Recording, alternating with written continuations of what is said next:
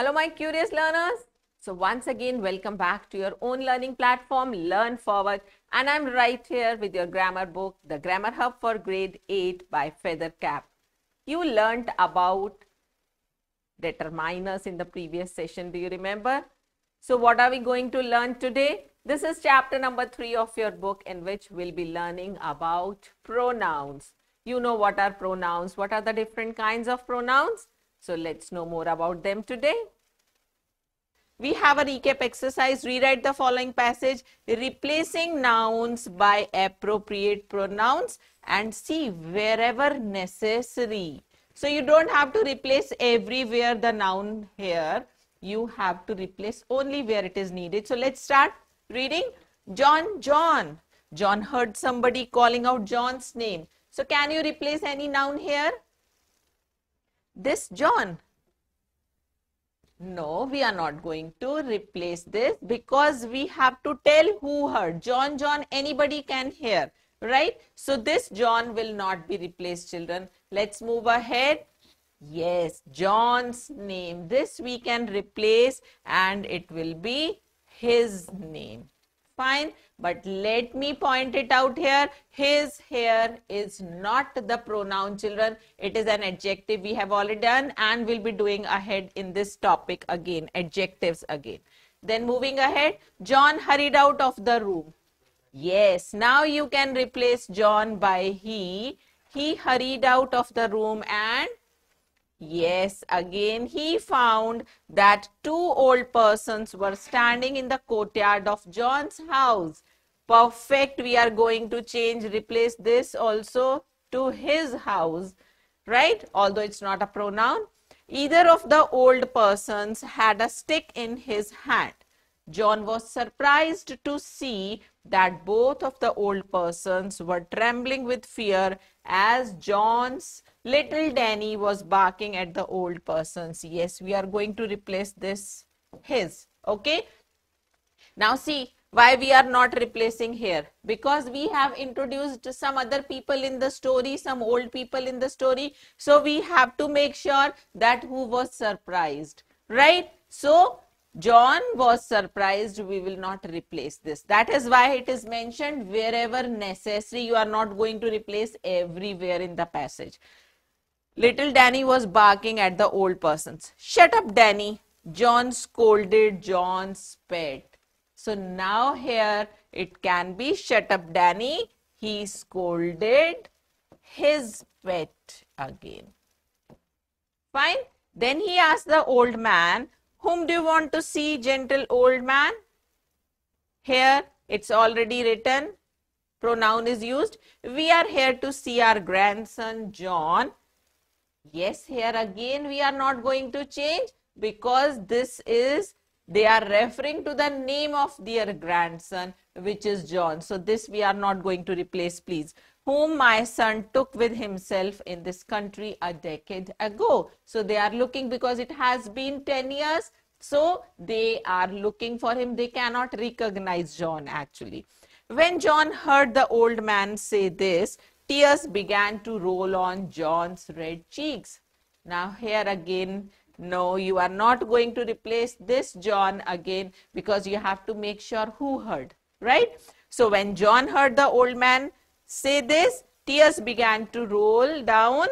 Yes, here you will write his red cheeks. John immediately rushed to hug in turn.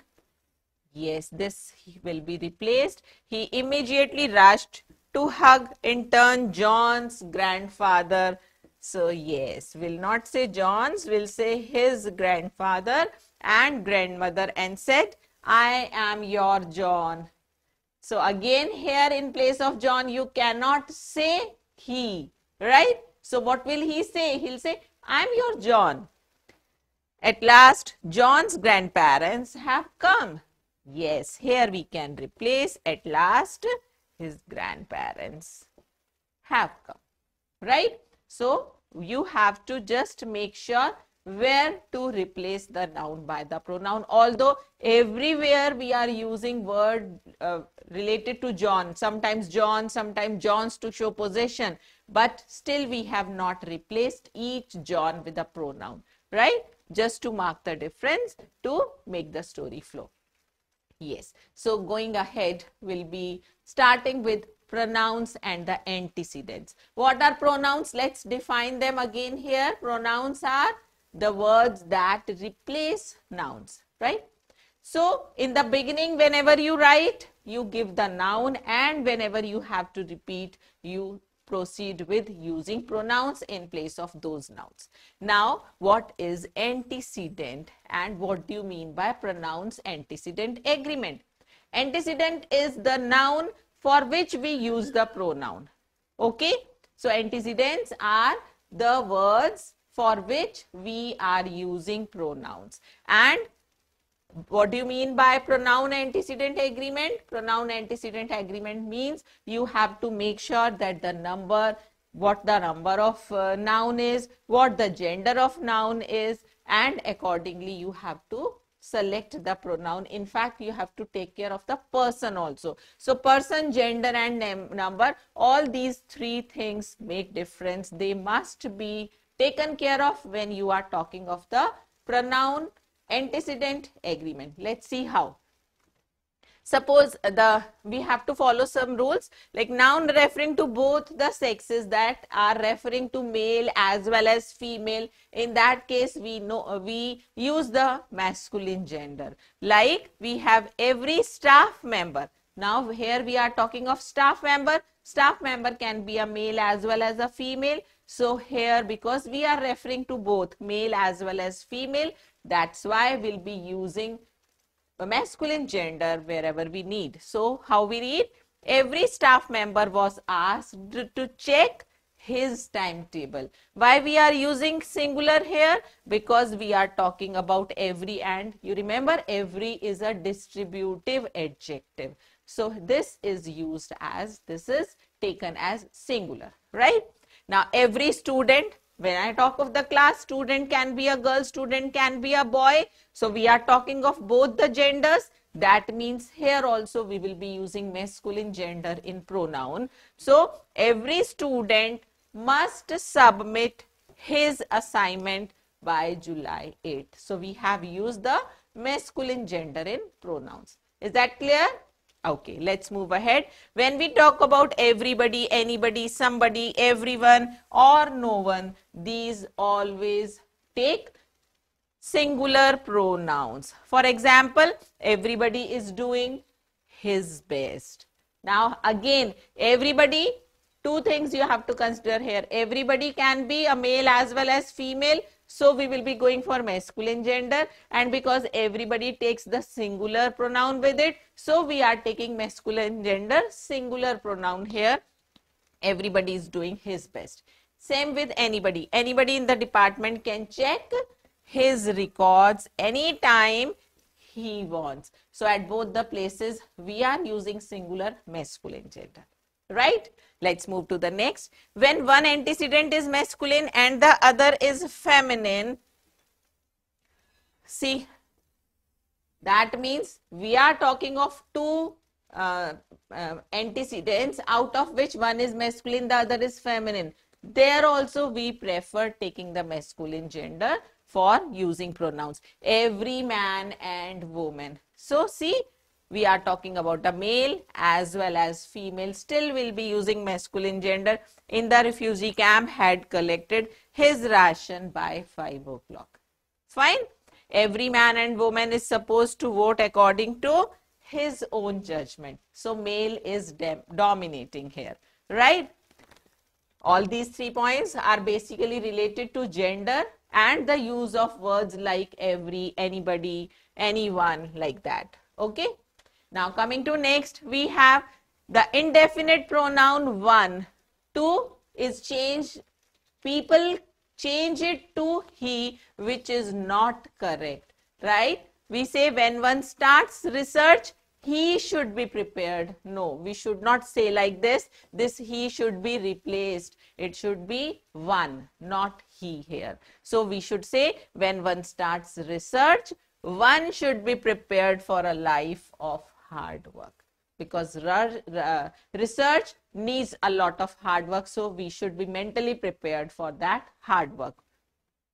But in case of formal American, see, we learn British English and we follow American English also. In case of British English, using he is not grammatically correct, but in case of American English, we can go for he.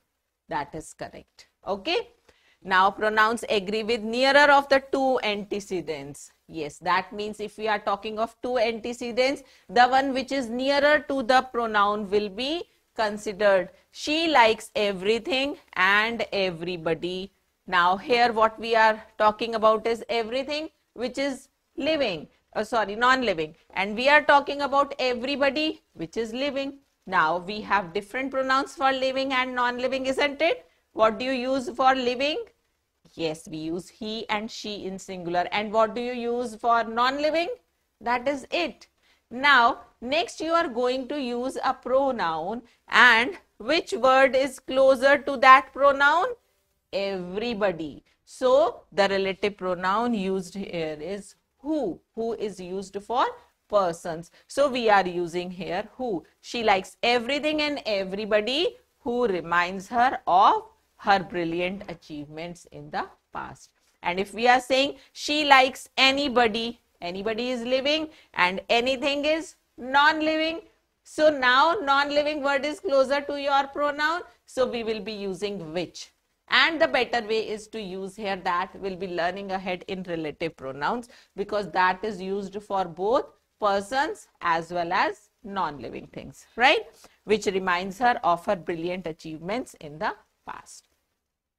Two or more singular antecedents connected by either or, neither nor. So they will be taking a singular pronoun with them, like neither John nor Jim. So they are connected using neither nor. Then we'll be taking it as singular. Has collected his bonus yet. Fine. When we say either or, either he or she has lost her book, because now your pronoun is closer to which antecedent? It's closer to she. So we are using the pronoun for feminine gender. Is that clear? Can we move ahead then? Okay. Yes. Now the next rule for antecedents is if the antecedent differs in number, that means we are talking about singular as well as plural. So it depends what pronoun will you be using, singular or plural. That depends on the logic of idea in that sentence. And what's that? We'll get to know from these examples. Neither the minister nor the secretaries know what they should do to trace the missing file. That means here we are talking about what the secretaries have to do, right? And the other way to do is, I told you whether we are using neither nor or we are using either or. We'll take the pronouns which is closer to the pronoun, right?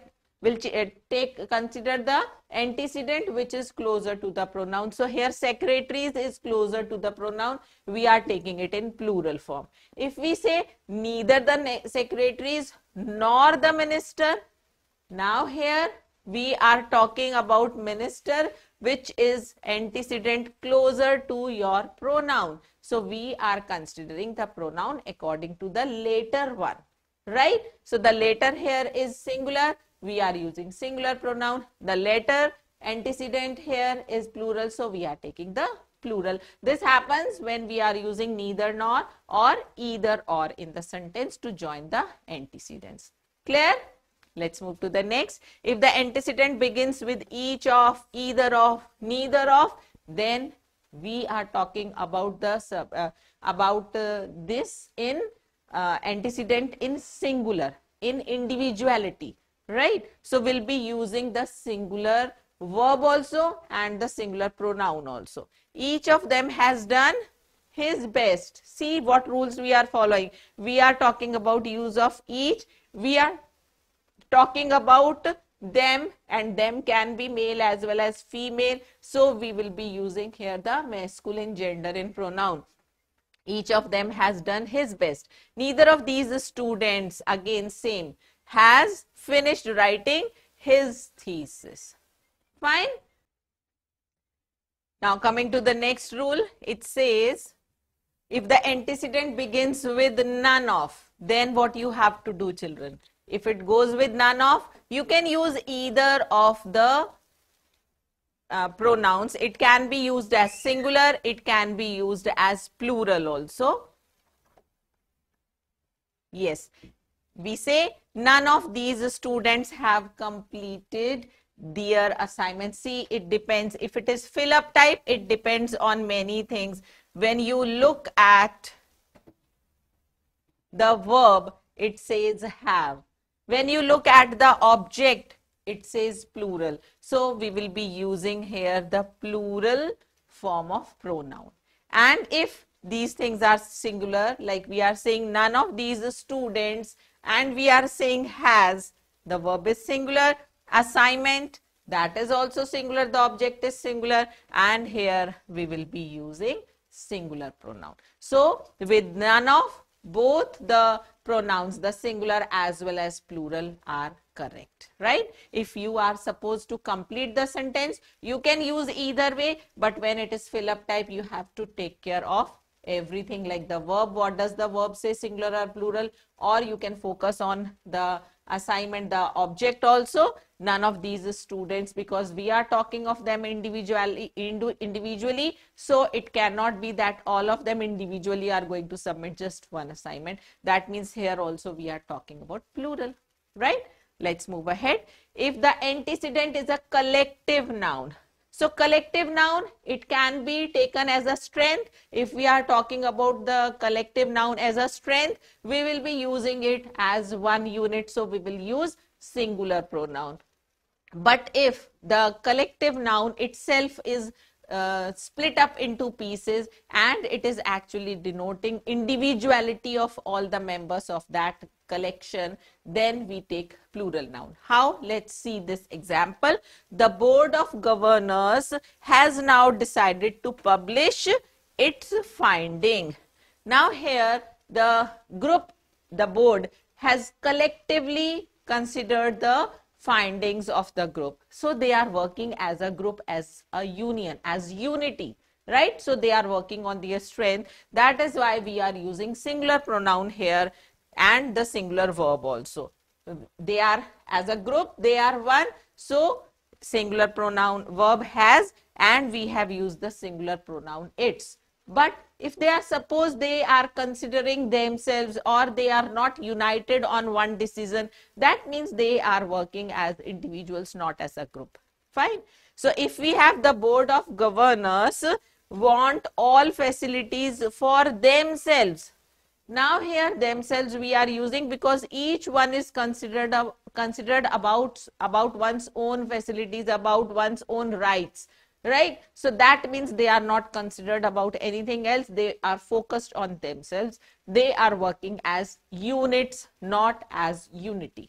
Right? So they are not united. They are not one unit. They are as individuals. That is why we will be using here plural pronoun themselves, and even they are not bothered about the staff. So we will be using pronoun they here, which is plural.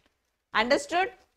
Let me repeat, whenever the group works together as one unit on one matter, on one decision at any one point, that means it is one, it is united, we will be using singular pronoun. But if they are just split up apart, they are working as individuals, then we take them as different members of the same group. So it will no more be one collective unit, it will be individuals in plural.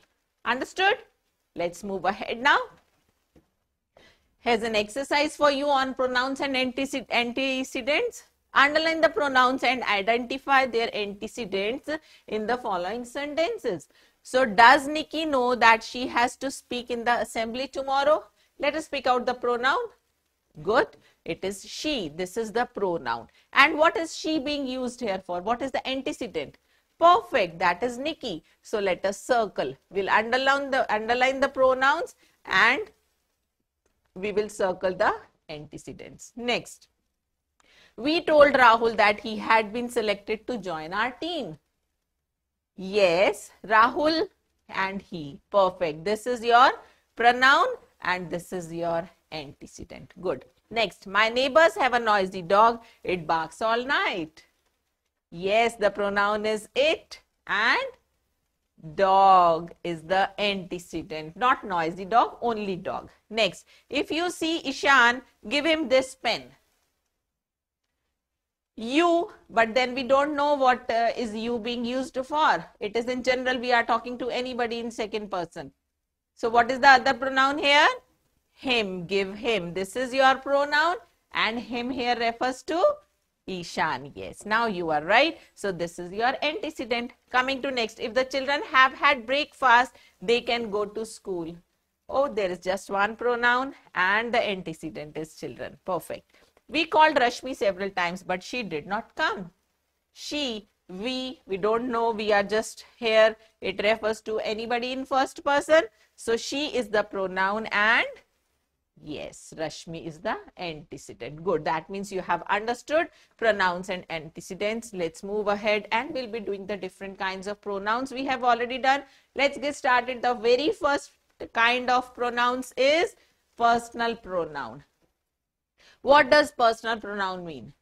The pronouns that refer to persons or places, living or non-living, they are called personal pronouns. Now, how many persons do we have? You all know. Yes, 3 persons, first person, second person, third person.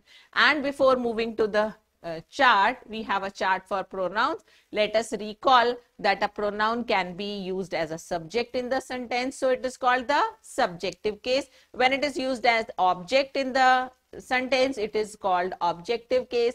And when we show possession using the pronouns, that is in possessive case. They are the possessive pronouns also. We'll be doing them also ahead apart from personal pronouns. Now, personal pronouns can be first person, second person, third person. They can be singular, plural depending on the number, and then they can be masculine as well as feminine gender, or it can be neuter also, right? And then the cases I have already told you, it can be a subject or an object, and of course they show possession also, so they can be in possessive case also. So subjective personal pronouns are, they are the doer of the action and objects are the receiver of the action. So the pronouns that we say he, she, it, they are all in personal pronouns. That is the subjective case because they are the doer of actions. So we have a table here where we have the singular pronouns as subject and object. We have the plural pronouns as subject and object. Then the 3 persons are given here, first person, second person, third person, right? We will be adding here the possessive pronouns also. Let's write possessive pronouns side by side. Oh, not here. We'll be just making it in one column.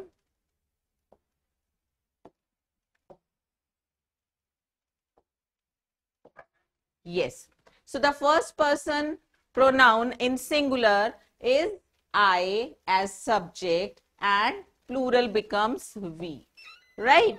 Then second person you is the same in singular and plural in subjective form. Third person subject in singular is he for males, she for females, and it for non-livings. And then we have they for all of them in plural, right? This is about the subjective case. When we talk about the objective case, we have me as the object, first person singular and plural becomes us. You remains the same in objective form also for singular as well as plural. Now when it comes to third person objective case, he becomes him, she becomes her, it remains it, but then in plural all of them turn to them, right? Now when we talk about possessive pronouns, first person singular is mine, but plural is ours. So we are writing here the possessive pronouns. It becomes ours. Second person is, no student, it's not your, it is yours. Your is not a pronoun, it is an adjective, right? For he, it is his.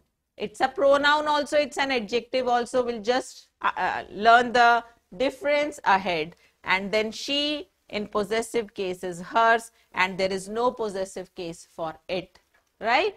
And then when we talk about this third person plural, it is again, it is not their, it is theirs, right? What is it? It has S with it. See here, ours, yours, and theirs. So all of them carry S with them, even hers, yours. Only my changes in form and it becomes mine. Got it? So let's move ahead. This was about personal pronouns, and the possessive pronouns also I have added to them. Possessive pronouns to show possession. So here also we have them for singular, plural, masculine and feminine gender, right? So what difference you have to understand is the possessive pronouns, the possessive words without S, they are not possessive pronouns, they are adjectives. See, yours sincerely, it is incorrect. With possessive pronouns, we do not use apostrophe S, right? So it is like this, yours sincerely. These ideas are ours. No, will not use apostrophe. Apostrophe S is used in nouns to show possession, not in pronouns. So ours is written without apostrophe, hers is written without apostrophe, its is also written without apostrophe, because if you write with apostrophe, it means it is. It's the contraction form of it is. It's not a pronoun here, okay? So, which is not meaningful here, it is shape and size, no, right? Next, these houses are theirs, again apostrophe will not be used. These are the correct forms. Fine? Now, fill in the blanks with suitable personal or possessive pronouns. Let's do this exercise. I am taller than, he is or she is. You cannot identify the gender from here. So, we can write he also, she also. You can have more than one options in a sentence in a blank, right? He is as lazy as that brother of, as that brother of his, as that brother of mine, as that brother of yours. Any possessive word can come. So, I say here as that brother of yours. Okay. They are far better players than us. Okay. Then you also is correct here. Now, see what is the difference. We are talking about them in object form, right? And here, because the verb is was already mentioned, so we used these in subjective form, right? Here, that pronoun is not given. So, either you write players, then we are, then you are, or if you are not using that verb here, you will be saying this in objective case. Fine? My sister's hair is longer than, yes, it can be mine, it can be yours, it can be hers also, not his, right? Then hers, because we are not comparing than mine. The length of a girl's hair with a boy. Right, next. None as blind as, okay, none as blind as you, that will not see. A verb is missing here. It should be none is as blind as you. Okay, that makes the sense. Irfan has found a diary of his. Right? That dash had thought was lost. We can also say a diary of mine, a diary of hers, anything, and accordingly we will be using the subject in the second part of the sentence. If he found the diary of his, he thought it was missing. If he found for me, I thought that I had thought it was missing, it was lost. And if we talk about hers, that she had thought was lost. So you have to make sure that there should be a coordination between these two blanks. Okay, regarding the gender. Yes. Next, I'm sure that nobody will help you but I. Only I can help you. Right? Okay, good answers from you. Let's move ahead, and we have a lot to learn in pronouns yet. The kinds of pronouns are still left. We'll be coming ahead with another session on pronouns. Till then, happy learning, children.